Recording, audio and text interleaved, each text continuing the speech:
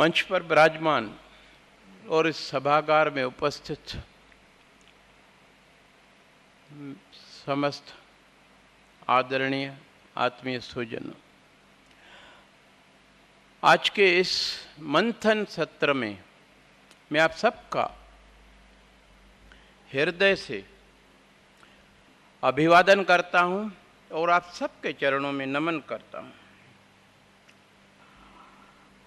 भगवान से प्रार्थना करता हूं कि सबका जीवन के अंतिम श्वास तक सुख, समृद्धि, स्वास्थ्य और आनंद से भरा रहे।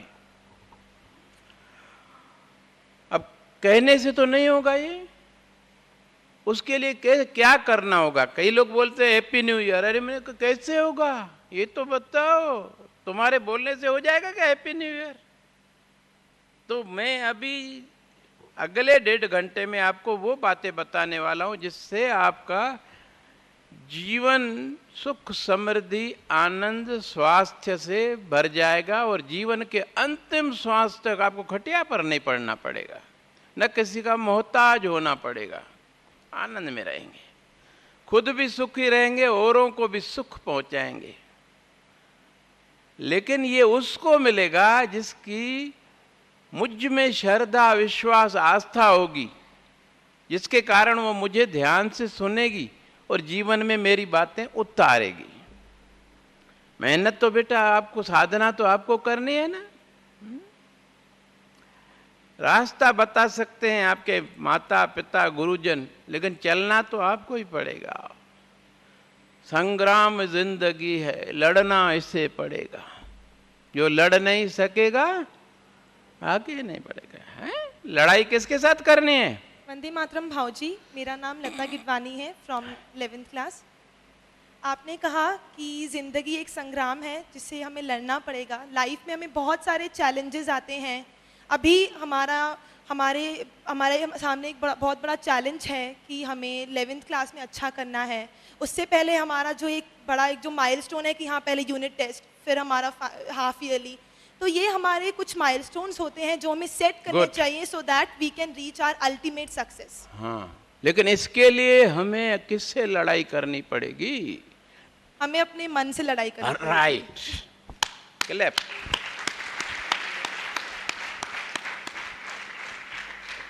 क्योंकि हमारा मन जो है ना बहुत चंचल है, हमें बहका करके कहीं से कहीं ले जाता है, फिर पछताते हैं अरे मैं क्यों इसके साथ गई, पढ़ लेती, उसने फालतू में मेरे का इतना समय गंवा दिया फालतू में। वो सहेली जो आपको बोले चलो अभी घूम के आते हैं, बाद में आके पढ़िए, आपको आशीर्वाद दे रहा है। ये भगवान है, ये रोज आके आशीर्वाद देता है और किसी को कुछ नहीं बोलता, वर्षा करता है आशीर्वाद की। आपकी मेमोरी पावर बढ़ेगा इनके आशीर्वाद से। Really if you believe God is inside him, है कि नहीं है? हमारे अंदर है तो इसके अंदर भी तो है ना, फिर क्या बात। जो सहेली आपको कहे कि बाद में आके पढ़ना, चलो घूम के आते हैं, ऐसी सहेली के साथ बेटा फ्रेंडशिप मत करना, क्योंकि आप भी डूबेगी, आपको भी डुबाएगी। सहेली हमेशा ऐसी बनाओ जो कहे कि चलो आज जो होमवर्क मिला है मिलकर करते हैं, और नोट्स भी बनाते हैं। क्योंकि नोट्स बनाना एक आदमी जो बनाएगा, जब 2 लोग मिलकर बनाएंगे तो और बढ़िया बनाएंगे, क्योंकि दोनों की आइडियाज़ अलग अलग होते हैं।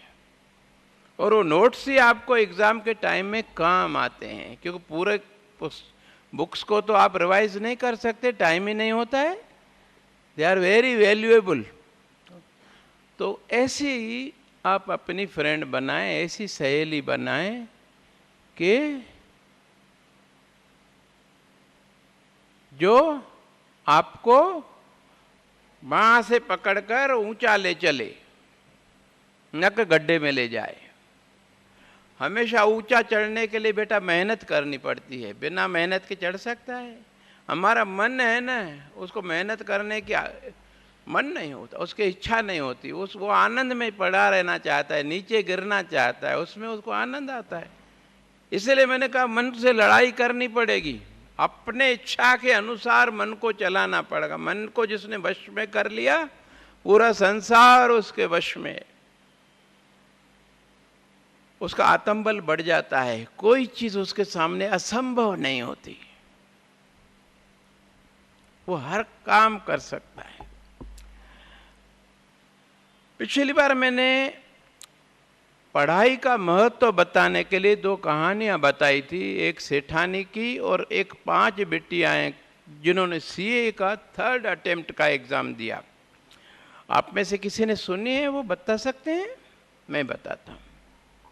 पहले तो ये आपको मालूम हो कि यदि हमें सम्मान से जीना है इस समाज में, तो बेटा एक ही विकल्प है, पढ़ाई, पढ़ाई और पढ़ाई।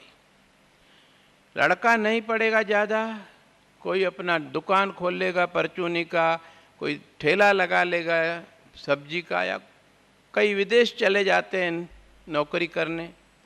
लेकिन बिटियाओं के लिए ऐसे कोई ऑप्शन नहीं है। पढ़ लिख कर किसी अच्छे पद पर पहुंच जाए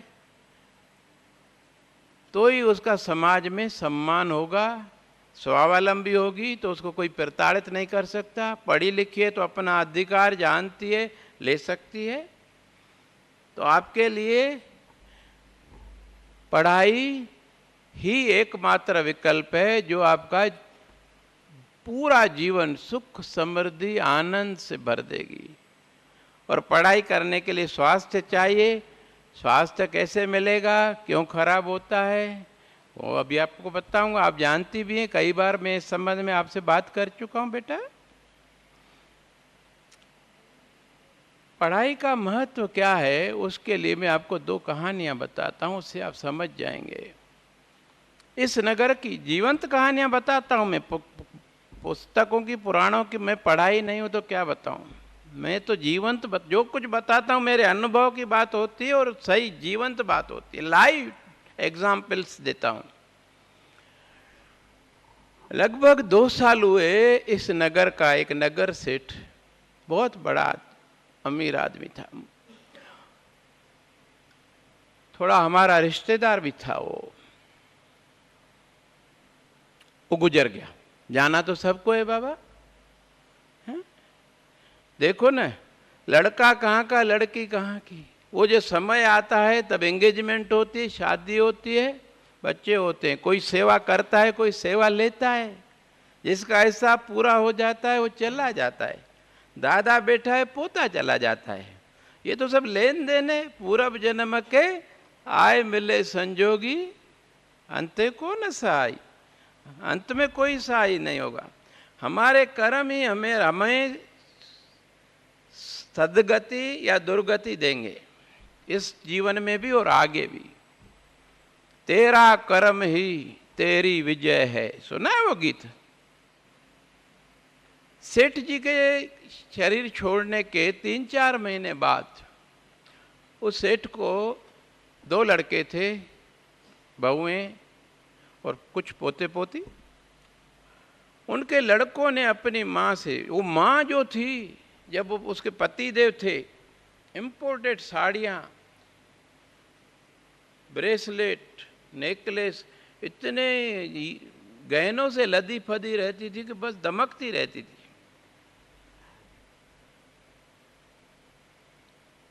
3-4 महीने बाद, मैं 6 महीने बाद उसके यहाँ किसी काम से गया। देखूं तो माँ ऐसे सूख कर कांटा जैसी हो गई है, हड्डियों का ढांचा बच गई और कपड़े भी जैसे नौकरानियों जैसे। अरे ये क्या! मैं देख के आश्चर्यचकित रह गया। मैंने जाके उनके चरण स्पर्श किए, बोले बोला माँ जी सब ठीक तो है ना? हाँ ठीक है। अब जबान से तो बोला ठीक है, लेकिन बॉडी लैंग्वेज बता रही है कुछ ठीक नहीं है। मैंने बोला माँ जी चलिए ऊपर आपके कमरे में बैठ के अपन बात करते हैं। बोले वो कमरा अब मेरा नहीं है, मेरी बड़ी बहू ने वो ले लिया है, मुझे नीचे कोने में छोटा कमरा दिया है। मैंने कहा कोई बात नहीं, कमरा तो दिया है ना, उधर बैठ के बात करेंगे। वहां जाके जैसे बैठा, उसका मन पहले ही दुख से भरा हुआ था, फूट फूट कर रोने लगी। एक झर झर आंखों से आंसू बह रहे हैं। अब मैं उलझ गया कि मैं क्या करूं, मुझे कुछ समझ में नहीं आ रहा था कि इसको चुप कैसे कराऊं। थोड़ी देर बाद जब उसका मन हल्का हुआ, मैंने उसको पानी पिलाया, शांत हुई। मैंने बोला मेरे को बताओ तो सही माँ कि क्या बात है, तो मैं कुछ कैसे नहीं तो कुछ कर सकूंगा। बोले बेटा तुमने देखा कि मैंने अपने इन बेटे बहुओं पोते पोतियों को कितने नाजों से पाला, जो मांगते थे एकदम मैं उनको दिला देती थी, और कितना मैंने उनको प्यार किया। अभी इनके शरीर छोड़ने के 3-4 महीने बाद में मेरे बेटों ने मेरे साथ कटु व्यवहार शुरू किया, गाली गलौज करने लगे। मैंने कहा तुम्हें शर्म नहीं आती है? मैंने तुमको कितने प्यार से पाला है, कितने नाजों से पाला है, कितना प्यार दिया है, और तुम मेरे से इस भाषा में बात कर रहे हो। कहते हैं ना भय बिन होए न प्रीति, उकर कोई था नहीं जिसका उन्हें भय हो। तो वो चालू ही रहा उनका उसी लैंग्वेज में बात करना। उनको देखकर उनकी बहुएं, उनके पोते पोती, वो भी उसी लैंग्वेज में बात करते रहे, क्योंकि जो सुनते हैं बच्चे वही तो करेंगे। वो बोली बेटा नौकरानी से भी ये इज्जत से बात करते हैं कि कहीं ये नौकरी छोड़कर न चली जाए। मेरे लिए ये समझते हैं कि ये जाएगी कहाँ। सुबह 5 बजे से लेकर 11 बजे तक नौकरानी से कई गुना ज़्यादा काम करती हूँ, और इनकी डांट फटकार गाली गलौज सब सुनती रहती हूँ। रोती रहती हूँ कि भगवान मेरे को भी क्यों नहीं उठा लिया, मेरे को क्यों इस नरक में छोड़ दिया, मेरे को उठा लो। अब ऐसी स्थिति में मैं उसको क्या ढाढ़स बनाऊं, समझ में नहीं आ रहा। गुरुदेव का ध्यान किया, एक युक्ति आ गई। मैंने कहा माँ जी मुझे लग रहा है कि ये आपका अंतिम जन्म है। बोले कैसे कहते हो? वो सत्संग में जाती थी ना, उसको मालूम था सब। मैंने कहा आप सत्संग में जाती थी? मैंने कहा हाँ। मैंने कहा आपको वो जो गुरु माता थी उसने गुरु मंत्र दिया था, आप सवेरे उठ के जपती थी?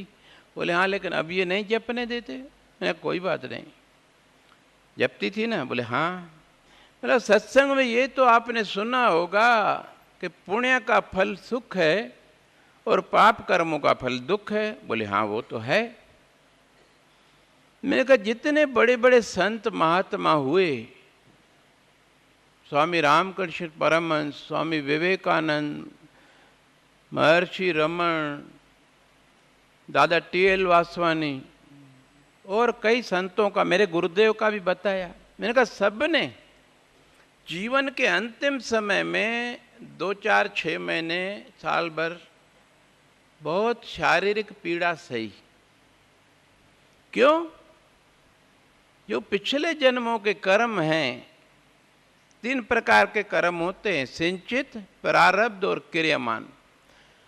सिंचित वो कर्म है जो हर एक जन्म में से कुछ अलग, जैसे फिक्स डिपॉजिट में जमा हो जाते हैं ना, ऐसे अलग सिंचित होते जाते हैं और वो किसी भी जन्म में फल दे सकते हैं।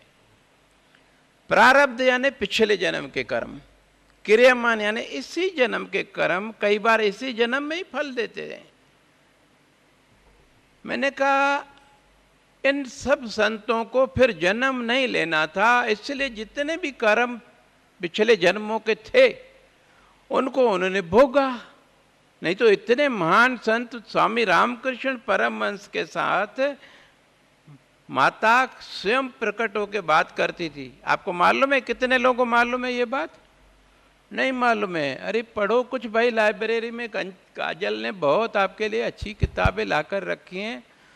लाइब्रेरी अभी बड़ी भी हो रही है, कुछ उसका सदुपयोग करो अपने उत्थान के लिए। बेटा ऐसा मत करो, आपके लिए तो बड़ी कराई है कि वहाँ बैठकर भी पढ़ सको और किताबें भी ज़्यादा हो जाएं। जो आपको चाहिए वो किताब एक दिन आप बोलते हैं, आपकी टीचर रिकमेंड करती है, दूसरे दिन आ जाती है। ऐसा सिस्टम है यहाँ पर। लेकिन आप रुचि नहीं लोगी तो फिर क्या करूँगा मैं? पढ़ना तो बेटा आपको पड़ेगा। आपके अंदर ललक नहीं है, आगे कुछ जानने की जिज्ञासा नहीं है, जुनून नहीं है, तो मैं तो क्या, भगवान भी आपको आगे बढ़ा नहीं सकता, ये बात याद रखना बेटा। हम आपको रास्ता दिखाने वाले हैं, चलना आपको है, मेहनत आपको करनी है। आपको हम प्रेरणा देंगे, आपकी शक्ति बढ़ाएंगे, आत्मविश्वास बढ़ाएंगे। कहीं भी आप डिप्रेशन में आओ, आपको अप करेंगे, ये हमारा कार्य है। लेकिन पढ़ना तो बेटा आपको पड़ेगा। ऐसी कोई भी टेक्निक नहीं आई है कि कोई साइंस की पुस्तक डालो मिक्सर में और बी कॉम्प्लेक्स की बोतल डालो, मैश बनाओ, पी जाओ और याद हो जाए। अगर ऐसा होता तो अमीरों के बच्चे फेल नहीं होते। हर किसी को खुद मेहनत करनी पड़ेगी। एक कलेक्टर का लड़का भोपाल में कलेक्ट्रेट ऑफिस में चपरासी है, क्योंकि उसने पढ़ा नहीं। उसका पिता भली कलेक्टर है तो उसने मेहनत की ना, इसने तो नहीं किया। ये तो घूमता रहा, आवारागर्दी करता रहा, बमुश्किल उसको चपरासी की नौकरी मिली है। तो हर किसी को बेटा अपने लिए खुद मेहनत करना पड़ेगा और पूरा जीवन अकेले अपना संग्राम करना पड़ेगा, लड़ना पड़ेगा। कोई साथ नहीं होगा उस भगवान के सिवा। खैर, माँ जी को जब मैंने ये बताया, बोले फिर अब मैं क्या करूं? मैंने बोला आपको जो गुरु माता ने मंत्र दिया है, दिन रात उसको जपती रहो और अपने आराध्य देव का ध्यान करती रहो और काम भी करती रहो। ये लोग कुछ भी बोले जवाब नहीं दो, तुम अपने ही मंत्र जाप में लगी रहो। ये तपस्या है, इससे आपके कर्म जल्दी कटेंगे और जब आपके कर्मों का पूरा हिसाब बराबर हो जाएगा तो आप मोक्ष को प्राप्त करेंगे। उसको बात लगी मन को। बोले बेटा कह तो सही रहे हो। मैंने कहा फिर करना शुरू कर दो आज से, अभी से। बोले हाँ बेटा मैं करूंगी। मैं आ गया वापस।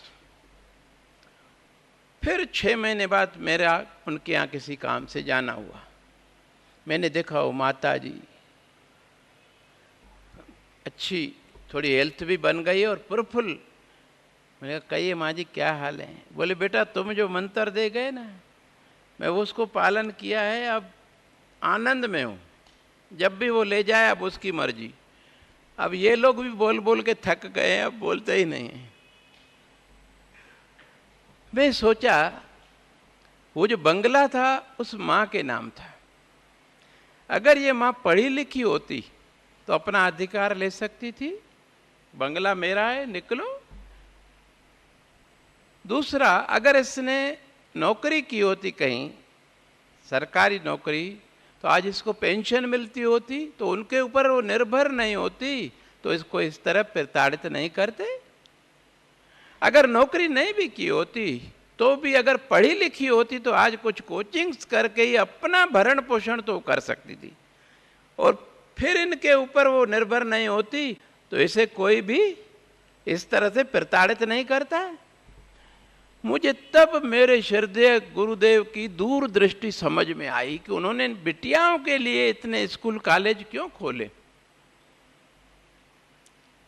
वो बोलते थे बिटिया का अच्छा पढ़ा होना और अच्छे सद्गुण, नम्रता, शालीनता, सौम्यता, दूसरे को सम्मान देने का भाव, मेहनती स्वभाव, घर को संभालना, खाना बनाना, घर का हर काम उसको आना चाहिए, जिससे वो जहाँ भी जाए खुद भी सुखी रहे, उनको भी सुख दे। इस भाव से उन्होंने ये कॉलेजेस खोले हैं और वो मैंने देखा कि बहुत आवश्यक है।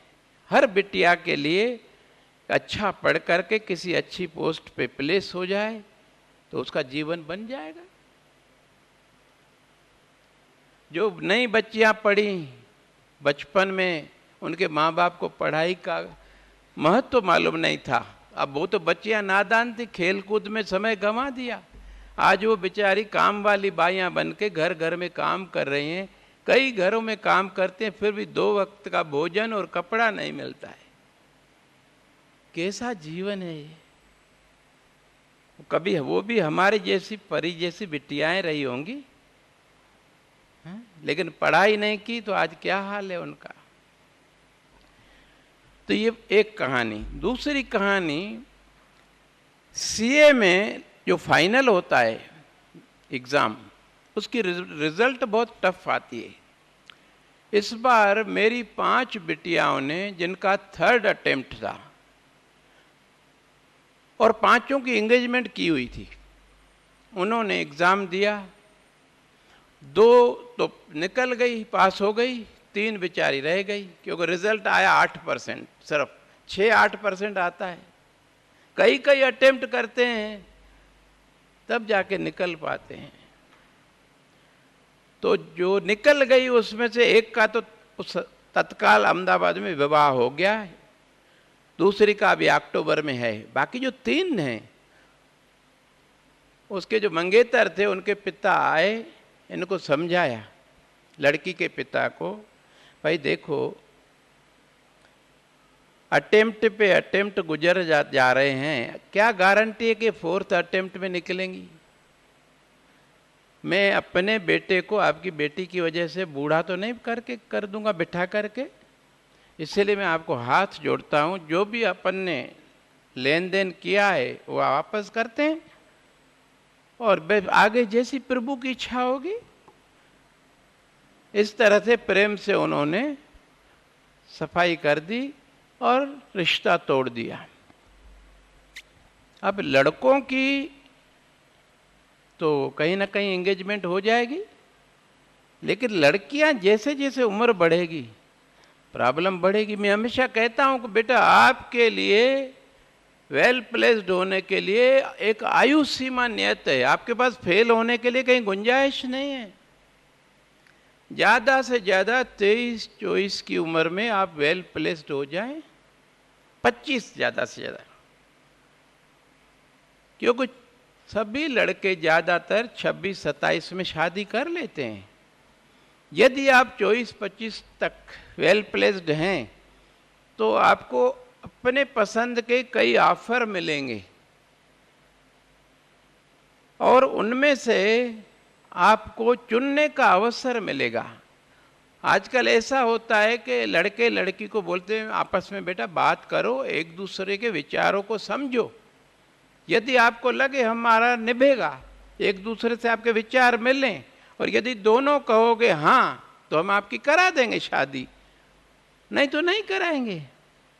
एक दूसरे की स्ट्रेंथेस वीकनेसेस जानो। उस वीकनेसेस के साथ में जब एक दूसरे को स्वीकार करते हैं तो हमारे दाम्पत्य जीवन में कोई खटपट झगड़ा होता ही नहीं, टकराव नहीं होता, क्योंकि हम एक दूसरे के वीकनेसेस को जान करके उसके साथ एक दूसरे को स्वीकार किया है, और वो दाम्पत्य जीवन बहुत आनंदमय होता है। हम कुछ बन गए हैं तो हमारे लाइफ पार्टनर भी तो उसी स्टेटस का होगा। दोनों की आमदनी इतनी बढ़िया होगी कि घर में सुख समृद्धि की वर्षा होती रहेगी, और बड़ों की भी सेवा करके उनका आशीर्वाद ले पाएंगे, खुद भी सुखी रहेंगे। समाज में एक प्रतिष्ठित स्थान होगा, अपना मकान होगा, गाड़ी होगी, और अपनी आने वाली पीढ़ी को अपने से भी बढ़िया शिक्षा और संस्कार देंगे, जो आगे चल के हमारा भी नाम रोशन करेंगे। ये आपकी 2 साल की मेहनत जो भी 11th 12th है, इसके ऊपर निर्भर करता है। कैंपस सिलेक्शन जब होता है बेटा, तो फाइनल ईयर में होते हैं, उसकी तो रिजल्ट नहीं आती है। जैसे एमए में है, फाइनल में जब इनका कैंपस सिलेक्शन होगा तो इनकी 10th और 12th की मार्कशीट देखी जाती है। उसमें यदि अच्छे नंबर हैं तो इसका मतलब है कि बिटिया टैलेंटेड है, 10वीं 12वीं में इसने अच्छे नंबर लाए हैं, तो उसको सिलेक्ट कर लेते हैं। लेकिन इंटरव्यू भले आपका अच्छा गया हो, 10वीं 12वीं में आपके अच्छे नंबर नहीं हैं, वो कहते हैं अभी बाय द वे उसने इंटरव्यू अच्छा दे दिया है, लेकिन वो तो डफर है, देखो उसकी 10th 12th की मार्कशीट में क्या लाई है। ये सिलेक्शन नहीं करती आपका। इसलिए आप अपने कैरियर के लिए 10th और 12th को बहुत महत्वपूर्ण समझिए। 10th तो अब गुजर गया, अब 12th है, उसके लिए आप जी जान लगा दी। ये 2 साल संसार को भूल जाइए बेटा। अपने आप को अपने स्टडी रूम में इस तरह कैद कर लो जैसे गुफा में योगी अंदर जाके अपनी साधना में लीन हो जाता है। ये साधना ही तो है। उसके लिए जरूरी है शारीरिक और मानसिक रूप से स्वस्थ और सुदृढ़ रहना। बीमार क्यों पड़ते हैं आप लोग जानते हैं। बाजार की चीज़ें खाते हैं, जंक फूड खाते हैं, बार बार खाते हैं, होटलों में, शादियों में, वहाँ बहुत अनहाइजीनिक वे में बनता है, आप जानते हैं, सब लोग जानते हैं ना। वो खाएंगे तो बीमार नहीं पड़ेंगे क्या?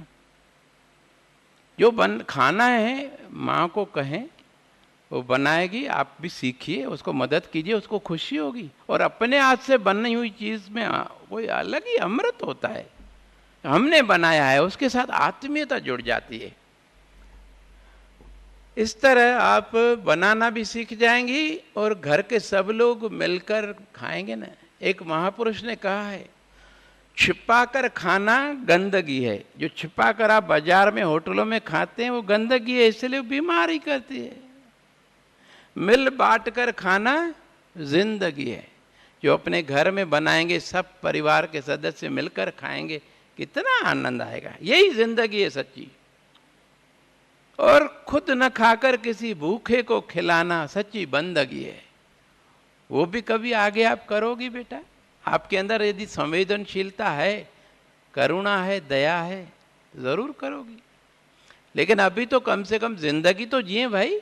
गंदगी तो पशु लोग, सूअर लोग गंदगी खाते हैं, हम तो सूअर नहीं, हम इंसान हैं। और अच्छे बच्चे हैं, इतने बढ़िया स्कूल में पढ़ते हैं, हम जानते हैं क्या सही है क्या गलत है और हमारा लक्ष्य क्या है। लक्ष्य हमारे जीवन में तब बनता है जब हम अपने माता पिता की कुर्बानियों को महसूस करके उनके प्रति कृतज्ञता का भाव हमारे अंदर पैदा होता है। क्या बचपन से लेकर, गर्भ धारण से लेकर के माँ कितना कष्ट करती है। आप गर्भ में थी, माँ अपने ऊपर खान पान में, चलने फिरने में बहुत संयम रखती थी। बीमार होती थी, सिर दर्द होता, कोई और बीमारी होती थी, डॉक्टर बोलता है एंटीबायोटिक लो, नहीं लेती, क्योंकि एंटीबायोटिक से कई बार बच्चे गूंगे और बहरे हो जाते हैं। एनाल्जेसिक, भाई दर्द हो रहा है एनाल्जेसिक लो, नहीं लेती थी, क्योंकि उससे बच्चे की किडनी खराब हो जाती है, गुर्दे खराब हो जाते हैं। माँ हमारे लिए कितना त्याग तपस्या करती है। और जब हम पैदा होते हैं तो असह्य प्रसव वेदना, डिलीवरी पेन इतने होते हैं 57 डेल्स, जबकि नॉर्मली अपनी सहन शक्ति है 45 डेल्स। वो सहन करती है बेचारी। इसलिए आज भी विश्व स्वास्थ्य संगठन बताता है कि भारत में प्रतिवर्ष 2 लाख माताएं प्रसव के दौरान प्राण त्याग देती हैं। सुविधाएं नहीं है या कोई कॉम्प्लिकेशन आ गया, कई बार बच्चा भी मर जाता है, कई बार बच्चे को ऑपरेट करके निकाल लेते हैं। यानी माँ हमारी अपनी जान की बाजी लगाकर हमें इस संसार में ले आई। उसके बाद उस छोटी सी नन्ही सी चुईया को किस तरह पालती है। दिन रात हम लोग मल मूत्र विसर्जित करते रहते हैं, वो हमारे कपड़े बदलती रहती है। रात को 12 बजे वो सोने की तैयारी कर रही है और हम अरे ये कोई जागने का वक्त है। लेकिन वो माँ है, उसके चेहरे पर शिकन तक नहीं आती, प्यार से आपका माथा चूमती है, उठा करके आपके गंदे कपड़ों को हटाती है, आपको साफ करके साफ कपड़ों में डाल करके स्तनपान कराती है, फिर प्यार से ठप ठप ठप नींद कराती है। जब तक आपको नींद नहीं आएगी, माँ की आंखों में नींद नहीं आएगी, भली सुबह हो जाए। और खुदा न खास्ता कभी आप बीमार पड़ते हैं तो कई रातें जागती है माँ, उसके अपने शरीर की शुद्धि ही नहीं रहती, अपना खाना पीना सोना सब भूल जाती है। और आप जैसे जैसे बड़े होते हैं, नर्सरी में आते हैं, आपसे 2 घंटा पहले उठती है, नाश्ता बढ़िया बनाती, आपको खिलाती भी है और लंच बॉक्स भी बना के आपको बस पे छोड़ के आती है। आप स्कूल में होती हैं, वो सोचती रहती है मेरी बिटिया स्कूल में अभी क्या कर रही होगी, कल्पना करती रहती है, खुश होती रहती है और सोचती है मैं क्या बनाऊं जो मेरी बिटिया को पसंद हो, जो डिश उसको पसंद हो, ताकि आए तो खुशी खुशी खाए। देखो कितना ख्याल, उसके जीवन में आपके सिवा कुछ भी नहीं है, आपका खुश रहना ही उसका जीवन का ध्येय है।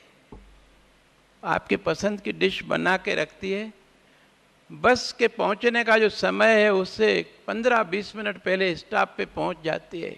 ऐसा ना हो कि बस थोड़ा पहले आ जाए और मेरी बिटिया इधर उधर भटक जाए, गुड़िया रानी। इस तरह कई सालों चलता रहता है और जब आज हम इतने बड़े हो गए हैं तो सोचिए हमारा दायित्व क्या है। बचपन में जब हम बोल नहीं पाते सिर्फ रोते थे, भाषा नहीं थी, माँ अपने वात्सल्य भाव से उस संवेदनशीलता से समझ जाती थी हमें भूख है, प्यास है, पेट दर्द है, कान दर्द है, क्या है, उसका उपाय करती थी। हम जब हंसने लगते, खुश हो जाते तो हमारी खुशी देखकर अपने दुख भूल जाती वो। क्या हमारा आज ये दायित्व नहीं है कि हम उनके शारीरिक और मानसिक दुखों को उसी संवेदनशीलता के साथ महसूस करें और उसे दूर करने का प्रयास करें? है क्या करोगे उनके लिए? आपकी माँ को बुखार भी है और टेंशन भी है, क्या करोगी, कैसे दूर करोगी, कौन बताएगा? अगर संवेदनशीलता होगी आपको अभी भी माँ के लिए तो आप बता सकोगी, यू विल विजुअलाइज इट। हाँ बेटा। वंदे मातरम भाऊजी, मेरा नाम खुशबू है, आई एम फ्रॉम 11C। भाऊजी अगर मेरी मम्मी कभी टेंशन में होती हैं या फिर कभी बीमार होती हैं तो मैं सोचती हूँ कि मोस्ट ऑफ द टाइम मैं उनके साथ स्पेंड करूँ, ताकि कुछ भी अगर उन्हें कोई भी थॉट उन्हें परेशान कर रहा है तो मैं उसे जानने की कोशिश करती हूँ एंड और कोशिश करती हूँ कि मैं उस चीज़ को ओवरकम कर सकूँ।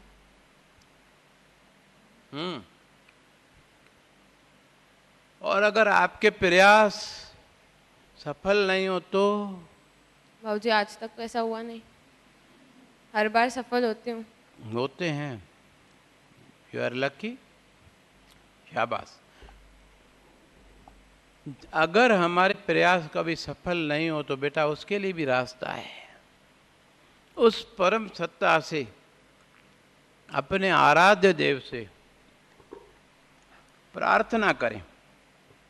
प्रार्थना में बड़ी शक्ति है, लेकिन उसकी प्रार्थना में शक्ति है जिसका उसके साथ पहले से ही दृढ़ लिंक होगा, रिश्ता होगा।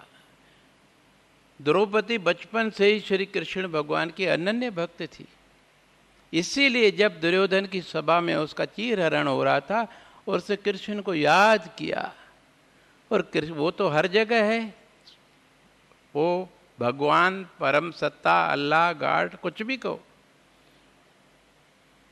उससे रहित कोई स्थान नहीं है। आप में से कितने बच्चे हैं जो श्री सुखमनी साहब पढ़ते हैं? सुखमनी साहब में है, अबनासी नाई कछु खंड, धारण धार रहो ब्रह्मांड, पूरे ब्रह्मांड को धारण किए हुए। दूसरी जगह है,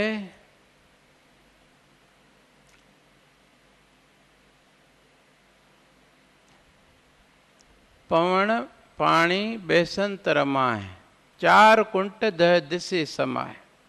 यानी जमीन में, आकाश में, सब जगह है, चारों कोनों में और 10 दिशाओं में, हर जगह वो है। उसके भिन्न नहीं को ठाव, कोई ऐसी जगह नहीं जहां वो न है, इसलिए तो उसको सर्वव्यापक बोलते हैं। अंतर्यामी है, हमारे मन की बात एकदम जान लेता है। करो बेनती पार ब्रह्म सब जाने, सर्वव्यापक है। जहां भी आप हो, आधी रात को किसी भी स्थान पर हो, प्रार्थना करो, वो आपकी सुनता है। और चूंकि वहाँ वो है और सर्वसमर्थ है, उसके सामने कोई चीज़ असंभव नहीं है। आपकी किसी भी मुसीबत को वो आकर के दूर कर देता है। और दयालु है वो। कहते हैं तुम माता पिता हम बारक तेरे, तुम ही हो माता पिता, तुम ही हो। और माता पिता अपने बच्चे को किस तरह संभालते हैं आप जानते हो। आपने तो एक माता का वात्सल्य देखा है, उसके अंदर तो संसार की सभी माताओं का वात्सल्य समाया हुआ है। उसके साथ हमारा यदि संबंध होगा, कबीर साहब ने कहा है, सुख में सुमरन ना किया और दुख में की फरियाद। कह कबीर तुस दास की, बस वो नहीं सुनता है, हैं? धर्मदासानी, क्या नाम है आपका? खड़ी हो जाइए। हाँ, अमीषा तिवारी, आप तो बहुत टैलेंटेड स्टूडेंट हो बेटा, हो ना भाई। सपोज मेरा कोई काम अमीषा में पड़ गया, मैं गया, अमीषा बिटिया ये काम है मेरा। अमीषा सोचती है यार चलो भाऊ है, इतना हमें करता था, कर दो यार, कर दिया। मैं सोचता हूँ अपनी बिटिया है, थैंक यू क्या करना है यार। मेरा विवेक तो कह रहा है कम से कम थैंक्स तो बोल देते, लेकिन मेरे को अब वो अहंकार है ना कि मैं भाऊ हूँ, बड़ा हूँ इनसे, और इनको मैंने पढ़ाया है। दूसरे साल फिर वही काम फंसता है, और करने वाली वो हमेशा ही है। अब मन में शक्ति नहीं है कि कैसे जाऊं। पिछली बार मैंने उसको थैंक्स नहीं किया, अभी कैसे जाऊं। लेकिन कोई रास्ता नहीं है, मन महसूस कर कैसे भी जाता हूं। हमेशा बिटिया फिर मेरा काम अटक गया है, तुम ही कर सकती हो बेटा, पिछली बार भी तुमने किया था। मन में क्या सोचती है हमेशा, पिछली बार किया तो आपने थैंक्स तक नहीं बोला। बाहर से क्या बोलती है, हाँ भाऊ मैं देख लूंगी, अंदर से बोल रही ठेंगा, यू आर थैंकलेस, नहीं करूंगी।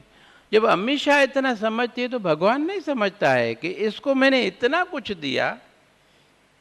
माता के गर्भ में जब हम थे, हमें क्या जरूरत थी, बेटा बैठ जाओ,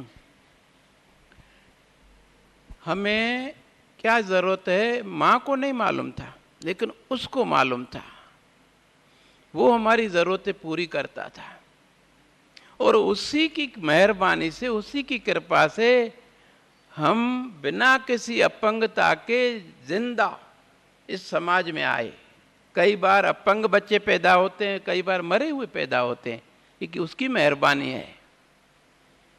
और इतने अच्छे माँ बाप हमें मिले जिन्होंने हमारी इतनी अच्छी परवरिश की, हमें इतने अच्छे स्कूल में डाला।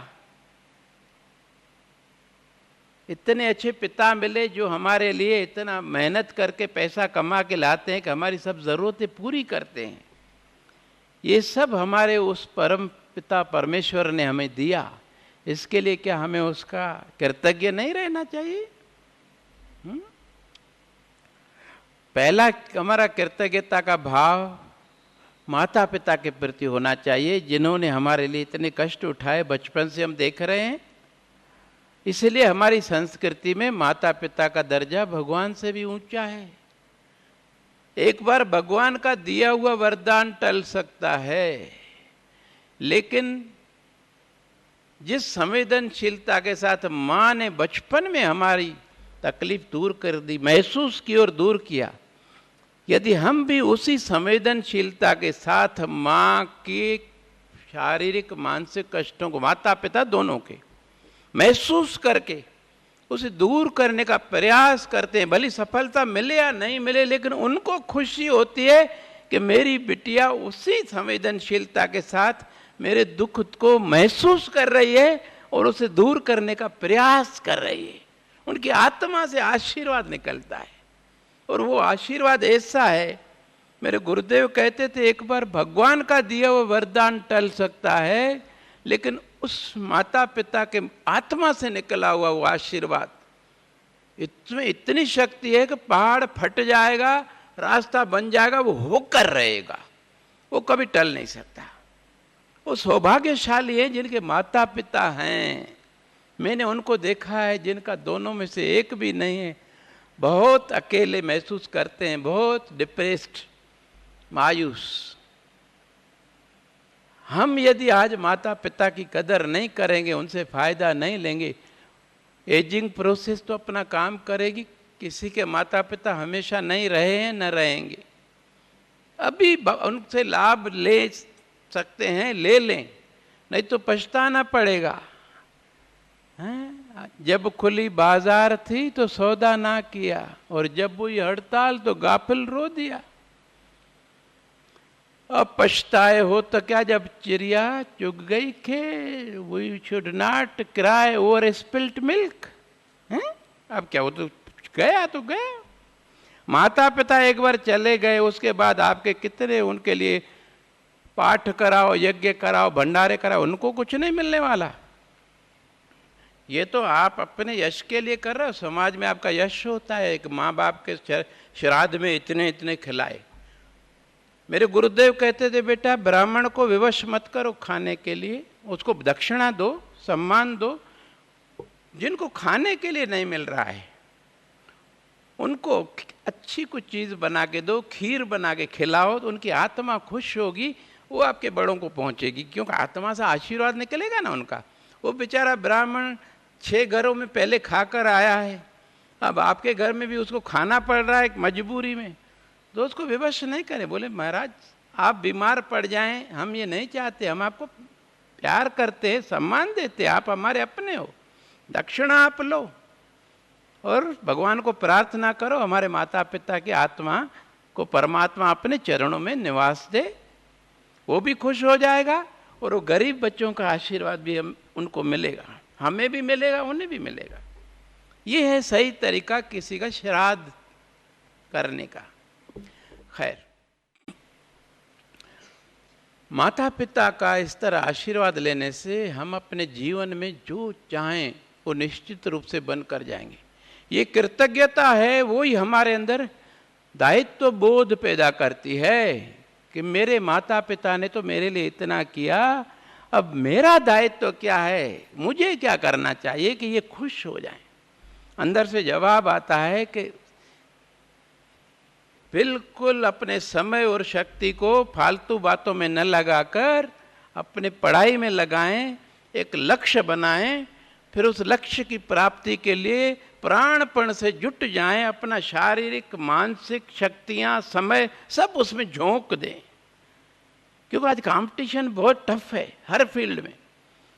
जब वो सर्वस्व झोंक करके हम पढ़ाई करते हैं एकाग्रता के साथ, तभी तो चमत्कार होता है। स्वामी विवेकानंद जी जब पढ़ते थे इतनी एकाग्रता के साथ कि उन्हें शरीर का भान नहीं रहता था, क्योंकि वो निर्विकार थे। तो बेटा जब हम इस तरह से अपने लक्ष्य बना देते हैं, हमारे अंदर अपने माता पिता के प्रति कृतज्ञता का भाव जब पैदा होगा, निश्चित रूप से हम अपना लक्ष्य बनाएंगे कि हम ये बने, जहाँ हमारी रुचि होगी, फिर उसके लिए अभी से मेहनत करना शुरू कर देंगे। क्योंकि 12th की मार्कशीट उसके लिए बहुत महत्व रखती है। जैसा मैंने बताया, कैंपस सिलेक्शन में 10th और 12th की मार्कशीट ही आपका सिलेक्शन कराती है। और 12th में आपके मेरिट में आई अबाउ 90% आए तो 25,000 रुपये जीव सेवा संस्थान देगा, आपके माता पिता का सम्मान भी करेगा। और मैंने इस बार सोचा है 12th और 10th वालों के लिए मैंने बोला है, 12th वालों को बोला है, मैंने कहा 12th में यदि आपका 95 से ज़्यादा आता है तो मैं 10,000 रुपये और अपनी तरफ से भी दूंगा, यानी यू विल गेट 35,000। इसके पीछे मेरा ये है लक्ष्य कि कोई एक बिटिया मेरिट में आए। आज तक हमारे स्कूल इतनी अच्छी पढ़ाई है, हमारी फैकल्टीज कितना मेहनत करके दिल से पढ़ाती हैं। दूसरों स्कूलों में कोर्स पूरा हुआ या नहीं हुआ फैकल्टीज नहीं देखती हैं बेटा। इधर न सिर्फ कोर्स पूरा करके रिवीजन कराती हैं, फिर देखती हैं जो स्लो लर्नर हैं उनको अलग करके उनके साथ एक्स्ट्रा टाइम देती हैं without taking any extra payment, क्योंकि वो आपसे प्यार करती हैं, दिल से आपको कुछ बना देखना चाहती हैं।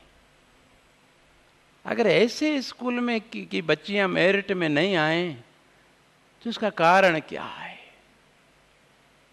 मुझे दुख होता है, टॉप 10 में भी, भोपाल के टॉप 10 में भी हमारा कोई एक आध नाम होता है बस। मैंने देखा टॉप पर हमेशा वो रहता है जो सेल्फ स्टडी पे रिलाय करता है, नोट्स बनाता है। टॉपर्स टॉप टिप्स, ये बुक आपकी लाइब्रेरी में है, उसको पढ़िए और उसे जीवन में उतारिए, आप भी टॉपर बन जाएंगे। तो बेटा इस तरह से माता पिता के प्रति कृतज्ञता का भाव रखने से और लक्ष्य बनाने से आप अपने लक्ष्य की ओर निरंतर बढ़ते हैं। और अपनी सहेली, अपने से भी होशियार, जिसका पढ़ाई में रुचि हो, फालतू के बाजार के खाने में, इधर उधर आवारागर्दी करने में जिसकी रुचि हो, ऐसी सहेली मत बनाना। जैसी संगति है उसका रंग जरूर चढ़ेगा। आपको आगे बढ़ना है तो अपने से होशियार सहेली बनाओ। आप में से कितनी बच्चों के बॉय फ्रेंड्स हैं? Yes, raise the hand, I know. मेरा एक लड़का है 11th में, उसकी एक गर्ल फ्रेंड है यहाँ पर 11th में। वो बोला भाऊ बताऊँ आपको नाम? मैंने कहा ना, मेरे को नाम नहीं चाहिए बेटा, मैं तो आपको समझा रहा हूँ कि अभी इस चक्कर को छोड़ो, अपनी पढ़ाई करो। अपनी पढ़ाई नहीं करोगे, वो लड़की तुम्हें कितना भी प्यार करती हो, उसका पिता भी सोचेगा कि क्या तुम उसका अच्छी तरह ज़रूरतें पूरी कर सकोगे। जब तुम कुछ बन ही नहीं पाए, तुम्हारी तनख्वाह क्या होगी? कैसे उसकी ज़रूरतें पूरी करना? उसका पिता आपको वो लड़की देने वाला है, ना वो लड़की आपसे शादी करेगी। इसीलिए अभी अपनी पढ़ाई करो तो बेटा, कुछ बन जाओगे, उससे वो लड़की या उस जैसी कई लड़कियां आपकी माँ लाकर आप फोटोग्राफ्स रखेगी कि बेटा इसमें से पसंद करो, उससे बात करो, और जब बस बढ़िया काम हो जाएगा। खैर, आप में से कोई भी लड़की इस चक्कर में नहीं है, ये मुझे बहुत खुशी हुई, क्योंकि ये चक्कर बेकार है। अभी wastage of time and energy, फालतू पे वो फेसबुक पे और क्या क्या करते हैं वो आपको मालूम है कितना टाइम किल होता है, और उसमें कई बार धोखा भी होता है। चैनल वी पे वो आता है, क्राइम पेट्रोल सतर्क में आता है, सावधान इंडिया में आता है, मैं कभी कभी देखता हूँ। इसमें बहुत धोखे हैं, सबसे ज़्यादा इसमें फेसबुक चैटिंग में। अब हमें किसी भी परिस्थिति में हम अकेले ही रहते हैं। जह महाभयान तपत बहु घाम, त हर के नाम की तुम ऊपर छाम। उस परम पिता परमेश्वर की हर जगह हमें, जहाँ उसको पुकारो, जिस समय पुकारो, मदद करने के लिए तैयार है। लेकिन उसके लिए अभी से उसके साथ जोड़ना पड़ेगा ना नाता, है? अमीषा और ये बिटिया बैठी हैं, रोज अगर आपस में मिलती हैं, दुख सुख बांटती हैं, तो फ्रेंडशिप गहरी होती जाती है, प्रगाढ़ होती जाती है। लेकिन अगर मिलना धीरे धीरे कम कर दें तो धीरे धीरे वो डाइल्यूट होती जाएगी फ्रेंडशिप, एक दिन ब्रेकअप हो जाएगा। ठीक इसी तरह भगवान के साथ रोज बैठे। ये भारतीय संस्कृति है कि हर घर में छोटी झुपड़ियाँ होगी तो भी भगवान का एक छोटा सा मंदिर जरूर होगा। वही हमारे घर में सुख समृद्धि आनंद लाता है, हमें हर सुख दुख को सहन करने की शक्ति देता है, और प्रार्थना करने से उनको थोड़े में निपटा देता है। मेरे गुरुदेव कहते थे, जिस घर में मंदिर नहीं है वो घर नहीं, वो शमशान है, वहाँ हमेशा दुख रहेगा। आपके घर में जो मंदिर है, सुबह शाम जब आपको समय मिले, किसी भी तरह अपने आराध्य देव के साथ कुछ समय बिताएं। आरती उसमें से एक तरीका है, जरिया है। आरती में क्या है? पहले उसने जो दिया है उसके लिए हम कृतज्ञता व्यक्त करते हैं, फिर उससे प्रार्थना करते हैं कि ऐसा आशीर्वाद सदैव बनाए रखिएगा ताकि ये सुख हमेशा बना रहे। फिर उससे मांगते हैं कि आगे के लिए भी हमारे ऊपर आप ऐसा रक्षा का कवच लगा दो कि हमारे जीवन में कोई दुख ना आए, हम अपने लक्ष्य की ओर बढ़ते रहें, किसी गलत संगति में नहीं जाएं, हमेशा आपके ध्यान में और नाम सिमरन में लगे रहें।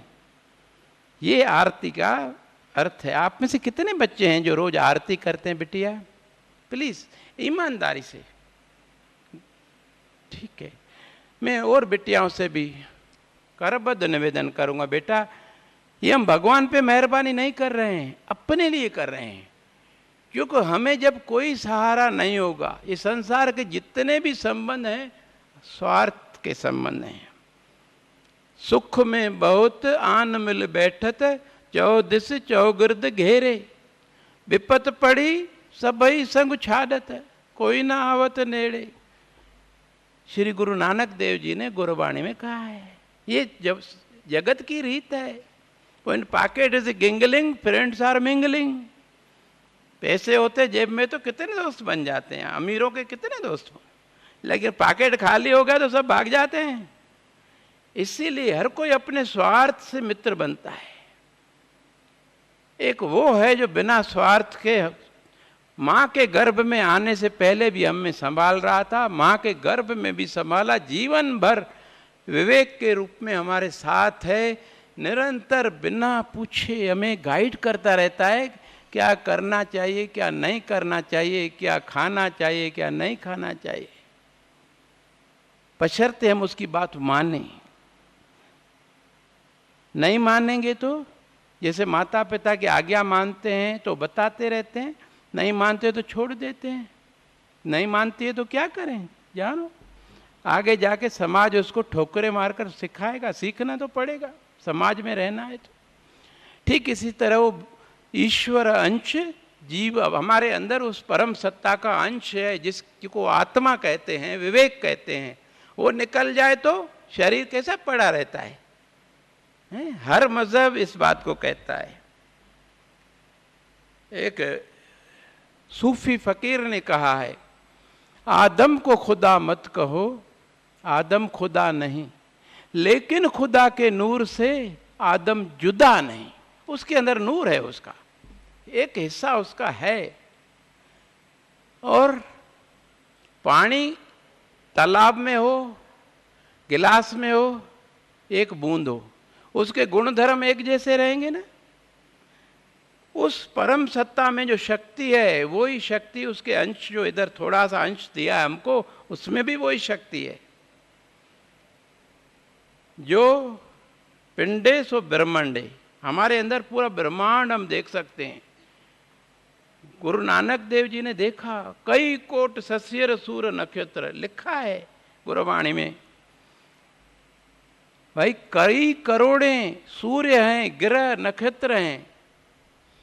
नासा आज देख रहा है दूरबीन से कि साहब जहां तक देखते हैं अनंत है, कहीं अंत नहीं इसका। इतने ग्रह नक्षत्र हैं जो अपनी दूरी पे भी घूम रहे हैं और अपने मुख्य ग्रह के चारों ओर भी घूम रहे हैं, आपस में टकराते नहीं हैं।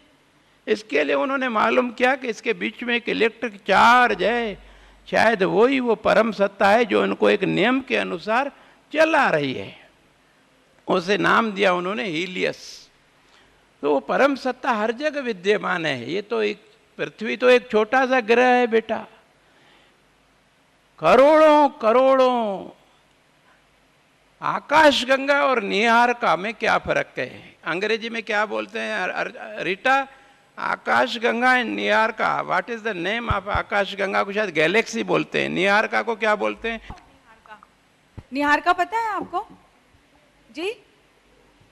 मिल्की नहीं, मिल्की वे तो हमारी जो गैलेक्सी है ना उसको मिल्की वे कहते हैं। The name which has been given to our galaxy, there are many galaxies in the universe, many galaxies are there, है ना। आकाश गंगा जो हमारी वाली है, to which we point out, that is that Milky वे।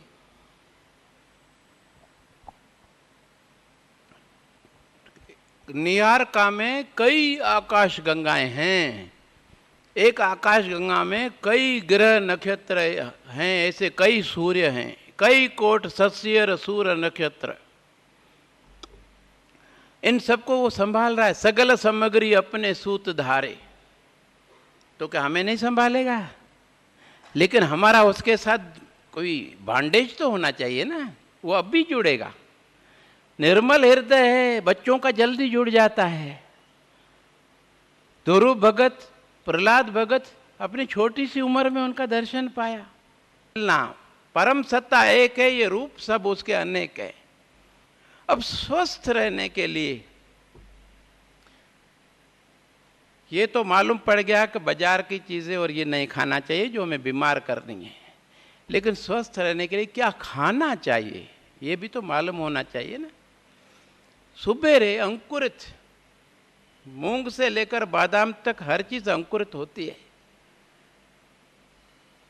सुबेरे आप जिसको अंकुरित करना है, मूंगफली, मूंग, दो चार चीज मिलाकर भी अंकुरित कर सकते हैं, एक ही प्रोसेस है, नमूना। वो एक बर्तन में डाल करके 2-3 पानी से धोएं ताकि उसमें जो धूल धक्कड़ है वो निकल जाए। फिर उसको जितनी वो चीज़ है उससे 5-6 गुना पानी में भिगो के रख दें ढक के। शाम तक वो पानी फूल के सोख के और फूल जाएंगे। फिर एक पानी वो निकाल दें, एक पानी से धो करके सूती सफ़ेद कपड़ा, क्योंकि अगर रंगीन होगा तो वो रंग छोड़ेगा, खराब हो जाएगी चीज़, इसलिए सूती कपड़ा हो ताकि उसके बीच जो सुराख हैं वहाँ से हवा आ सके। अंकुरण के लिए 3 चीज़ें चाहिए, हवा, नमी और आइडियल टेम्परेचर है 25 डिग्री सेंटीग्रेड, जिस पे वो जल्दी अंकुरित होते हैं। अगर टेम्परेचर कम होता है सर्दियों में थोड़ा ज़्यादा टाइम लेते हैं, गर्मियों में फटाफट हो जाते हैं। रात को आपने उसको उस गीले कपड़े में डाल के प्लेट में थाली में रख दिया, सुबेरे उठोगी तो अंकुरित हो चुके होंगे। फिर धो करके उनको रखो। सर्दियों में उसके अंदर खजूर, गुड़, कुछ भी रेजिन्स डाल सकते हैं, वो अच्छा लगता है, इंस्टेंट एनर्जी देता है। गर्मियों में उसके अंदर जीरा, काला मिर्च, सेंधा नमक, सेंधा नमक जानते हो आप क्या होता है, आरोग्य केंद्र में मिलता है, उसमें सभी प्रकार के मिनरल्स हैं। और बाजार में जो मिलता है वो सिर्फ सोडियम क्लोराइड है, और जो आयोडाइज्ड के नाम से मिलता है वो तो खतरनाक है, विदेशों में ये बैंड है, इससे थायराइड पैदा होती है। 2 रुपए किलो वाला नमक 12 रुपए किलो बेच रहे हैं आयोडाइज्ड के नाम से, लेकिन है तो कुछ नहीं है, वो साधारण नमक है, सोडियम क्लोराइड। हमको सिर्फ सोडियम थोड़ी चाहिए, मैग्नीशियम, पोटेशियम, कैल्शियम सब चाहिए, वो सब सेंधे नमक में होता है। वो नमक किराने की दुकान पे डलियों में मिलता है, यहाँ पर पिसा हुआ आरोग्य केंद्र में मिलता है, वो ले जाइए। थोड़ा नमक डालिए, जीरा, काला मिर्च डालिए। घर में नमक वही यूज़ करे तो सब स्वस्थ रहेंगे, हड्डियाँ मजबूत रहेंगी, डाइजेस्टिव सिस्टम टोन अप होता है उससे। ब्लड प्रेशर नहीं बढ़ाता, वो सोडियम क्लोराइड बढ़ाता है। उसमें प्याज काट के डालिए, धनिया डालिए, पुदीना डालिए और फिर खाइए, इतना स्वादिष्ट होता है। नाश्ता ये करिए। दोपहर में भोजन में मिर्च मसाले कम हो, क्योंकि घी, मिर्च मसाले भारी होते हैं, ये भोजन को गरिष्ठ बना देते, तले भुने हुए जितने व्यंजन हैं गरिष्ठ हो जाते हैं। भोजन ऐसा हो जो स्वादिष्ट हो, पौष्टिक हो और सुपाच्य हो। खाने के बाद में पेट पर लोड नहीं करे ना, अगर हजम नहीं होगा तो असिमिलेट कैसे होगा। इसीलिए मजदूर जो हैं दिन भर मेहनत करते हैं, रूखा सूखा खाते हैं, फिर भी कितने बलिष्ठ रहते हैं। और जो हमारे सेठ लोग बैठे गद्दियों पे, कितना घी और बड़े अच्छी पौष्टिक चीज़ें खाते हैं, मेवे, मिष्ठान, लेकिन फिर भी वो बीमार रहते हैं, क्योंकि परिश्रम, शारीरिक परिश्रम नहीं करते ना। प्रकृति कहती है जो शारीरिक परिश्रम करेगा उससे भूख लगेगी, वो जो खाएगा उसके डाइजेस्ट होके असिमिलेट हो जाएगा, उसको शक्ति देगा। और जो शारीरिक श्रम नहीं करता है उसको भूख ही नहीं लगती है, बिना भूख के खाता है, वो हजम नहीं होता, पड़ा पड़ा सड़ता रहता है, उसमें बैक्टीरिया, वायरस पैदा होते हैं, कई बीमारियां पैदा होती हैं बेटा। वो पड़ा पड़ा सड़ता रहता है तो कब्ज पैदा होती है, और कब्ज सब बीमारियों की जननी है। आटोस का जो है जो जहर है फिर वापस जो है खून में मिलता रहता है, खून खराब हो जाता है, पिंपल्स हो जाते हैं, स्किन प्रॉब्लम, सभी बीमारियां उसी से होती। पेट साफ तो बीमारी माफ। ये जो हमारा भोजन है, दोपहर के भोजन के साथ सलाद के रूप में प्याज खाएं। ये जो हरी पत्तियां वगैरह बोलते हैं ना, इनमें बहुत आजकल नालियों पे पैदा हो रही हैं, आपको मालूम है? बैक्टीरिया, वायरस, बीमारियां, और कौन खरीदने जाए रोज? प्याज तो घर में रखी रहती है हमेशा। प्याज उसमें डालो, प्याज खाओ सलाद के रूप में भोजन के साथ दोपहर में। ब्रेन टॉनिक के प्याज में मैग्नीशियम, फास्फोरस, कैल्शियम के अकूत भंडार हैं जो हमारे ब्रेन को बहुत ताकत देते हैं। और उसमें जो वोलाटाइल एसेंस है जिसकी वजह से आंखों से आंसू आते हैं जब प्याज काटते हैं, उसकी वजह से कोई भी वायरस आपको इन्फेक्ट नहीं कर सकता। हर वायरस बैक्टीरिया को वो वोलाटाइल एसेंस मार देता है। प्याज में इतने सद्गुण हैं बेटा। लेकिन कच्चे प्याज में, भुना हुआ प्याज लहसुन तामसिक हो जाता है, एसिडिटी पैदा करता है, बीमारी पैदा करता है, वो नहीं खाना। कच्चा प्याज। शाम को खाने का मन हो तो कोई फल खा सकते हैं, सीजनल फ्रूट। कोल्ड स्टोरेज का फ्रूट तो मरा हुआ होता है, उसमें कुछ पौष्टिकता नहीं होती और महंगा भी होता है। रात को क्या खाएंगे बिटिया? नारियल, राइट, द बेस्ट डिनर। क्या होता है बेटा, आपने देखा होगा अपने बुजुर्गों को, जब वो चलते हैं, रात कोई समस्या होती है ना तो चलते रहते हैं। चलते रहने से दिमाग भी ज़्यादा एक्टिव हो जाता है और समस्या का समाधान निकल आता है। फिर रात का 1-2 बज जाए कोई बात नहीं, फिर वो सो जाता है। इसी तरह जब नारियल खाते हैं तो पूरा ब्रेन हमारा एक्टिवेट हो जाता है, ब्लड सर्कुलेशन बढ़ जाता है, जिससे हमारी पढ़ाई में एकाग्रता बढ़ती है। नारियल कितना भी खाओ पेट पर लोड नहीं करता, उसके अंदर फाइबर है, फैट है, प्रोटीन है, मिनरल्स हैं, बैलेंस्ड डाइट है भाई।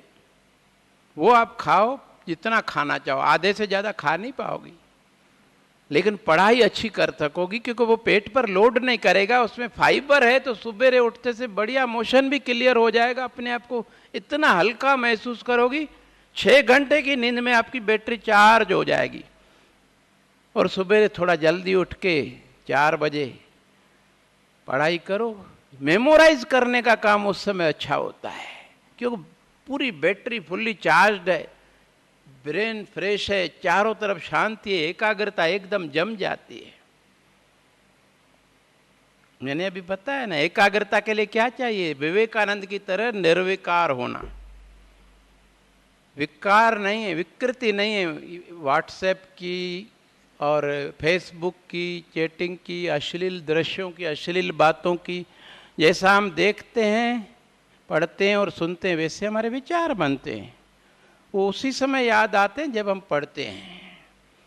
इन बातों से बचें, फालतू की निंदा किसी की नहीं सुने, उससे पराये पाप हमें भोगने पड़ते हैं जिसकी निंदा हम सुनते हैं। कितनी मूर्खता है, करे कोई भरे कोई। ना सुने निंदा, न निंदा किसी की करें, न किसी में दोष दर्शन करें। दूसरों के दोषों को मत देखो बेटा, वो दोष देखोगी ना तो आपके अंदर वो दोष आ जाएंगे। क्यों को? आपके अंदर अहंकार आ जाएगा कि देखो मैं उससे अच्छी हूँ, उसमें ये दोष है। तो भगवान जिस चीज़ का हम अहंकार करते हैं, भगवान उसी में हमें गिराता है। उसको अहंकार अच्छा नहीं लगता है। और हम अहंकार करें भी तो काहे का? क्या है हमारे अंदर भाई? इस शरीर का, शरीर पूरा कचरे से भरा पड़ा है। जितने भी द्वार हैं सबसे कचरा निकल रहा है। मूल्य होता है इंसान का उसके विचारों से। हमारे विचार अच्छे होंगे तो हमारे कर्म भी अच्छे होंगे, हमारे कर्म अच्छे होंगे तो समाज में हमें सम्मान भी मिलेगा और भगवान की कृपा भी प्राप्त होगी। इसलिए बिटिया ये शुरुआत है, आरती और इनको दाना पानी देना पक्षियों को। जीवन में कभी भी जितना हो सके दूसरों को सम्मान दो, अपनी वाणी में सौम्यता, नम्रता, शालीनता रखो। माता पिता, कई बच्चियां माता पिता से चिल्ला चिल्ला कर बात करती हैं, परिणाम ये होता है उनका वोकल कार्ड स्टिफ हो जाता है और आवाज़ फटे बांस की तरह हो जाती है। वो परमानेंटली चेंज है, स्टिफ हो गया तो हो गया, फिर वो ठीक नहीं हो सकता किसी भी इलाज से।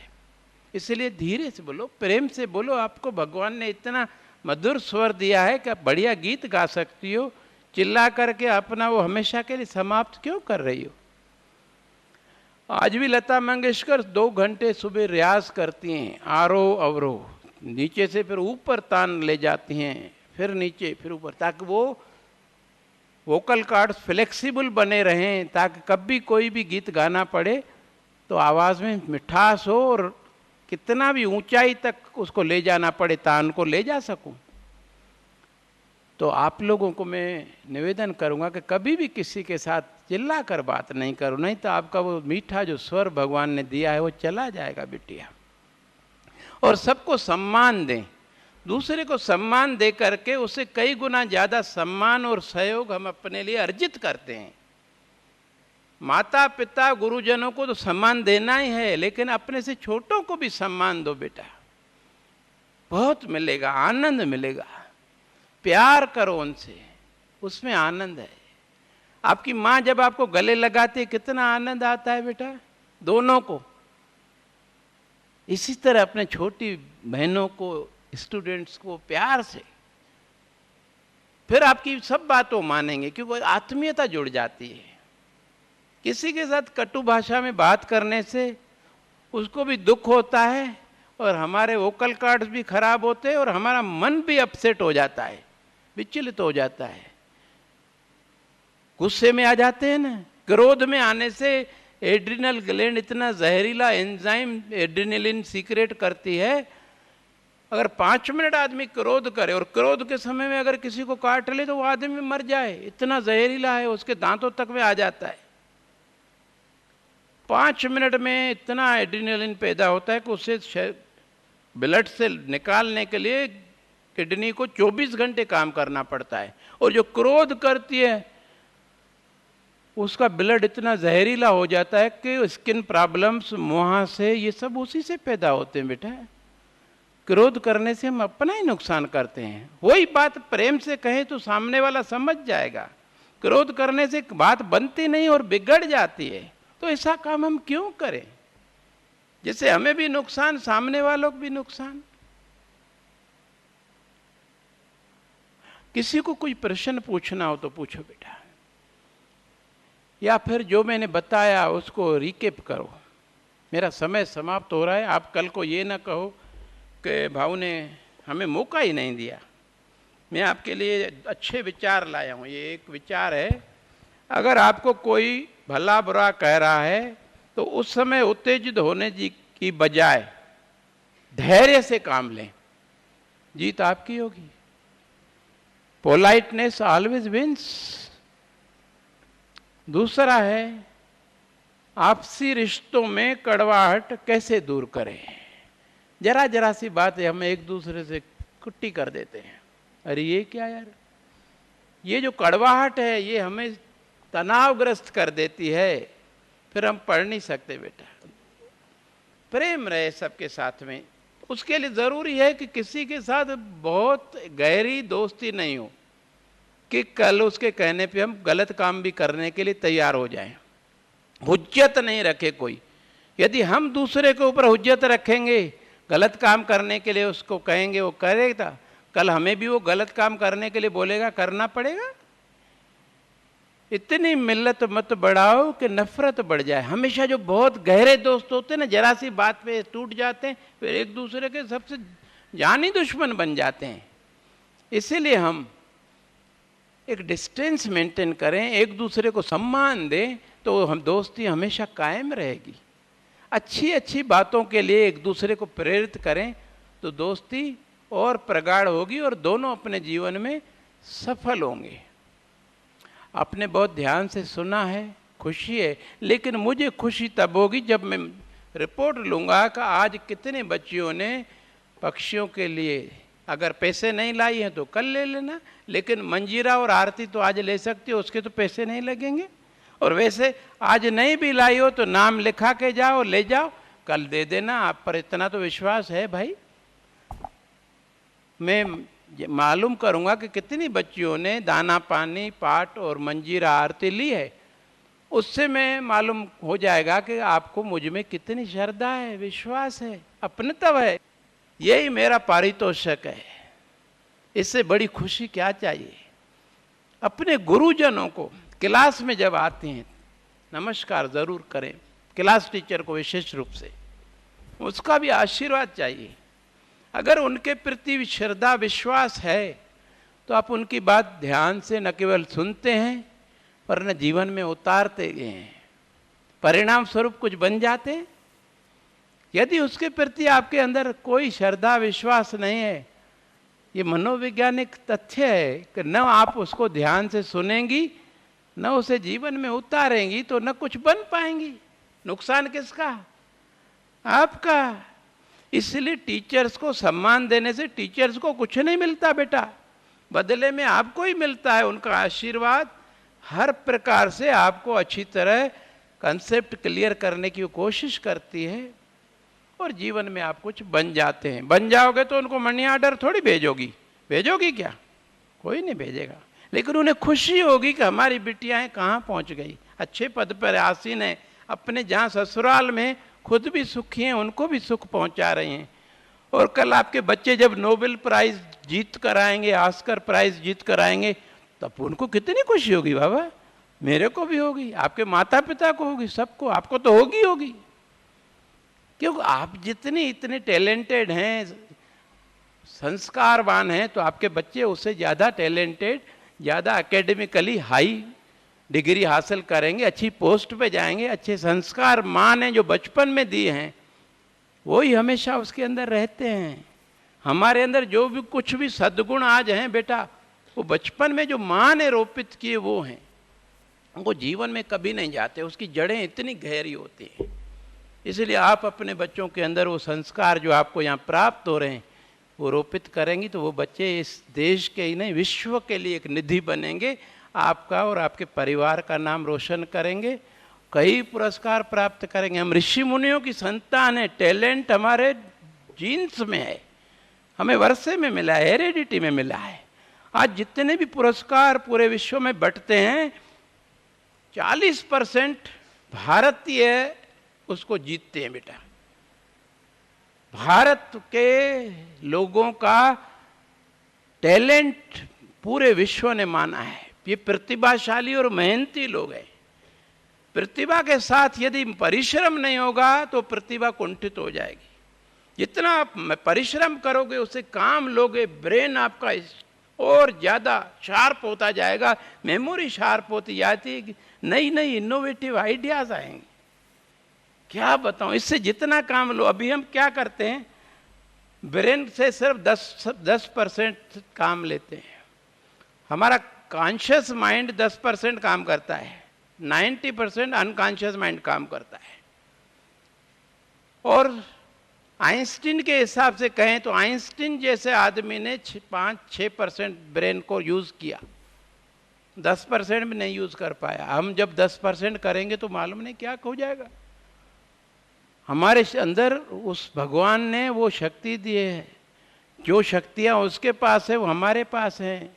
मैंने कहा ना, हम सब में विवेकानंद की तरह एकाग्र होने की सामर्थ्य है, लेकिन उसके लिए हमें विवेक के कहने पर चलना पड़ेगा। जो विवेक के कहने पर चलेगा उसके जीवन में सदैव आनंद ही आनंद होगा। उसे ही तो विवेकानंद बोलते हैं। विवेकानंद और क्या होता है, आप सब विवेकानंद बन सकते हो बेटा, बशर्ते विवेक पर चलो और इन सब बातों को आप विचार करो, आपको सही लगे तो जीवन में अपनाओ। ये समय है, यदि आज आपने इसको ऐसे इग्नोर कर दिया, नज़रअंदाज कर दिया, फिर जीवन में ऐसा मौका नहीं आएगा। ये टर्निंग पॉइंट है आपके जीवन को आगे बढ़ाकर जीवन के अंतिम श्वास तक स्वस्थ रहेंगी, सुखी रहेंगी, सम्मान के साथ रहेंगी। ये 2 साल मेहनत करो और ये जो बातें मैंने बताई उसे जीवन में उतारो। धन्यवाद। जय हिंद।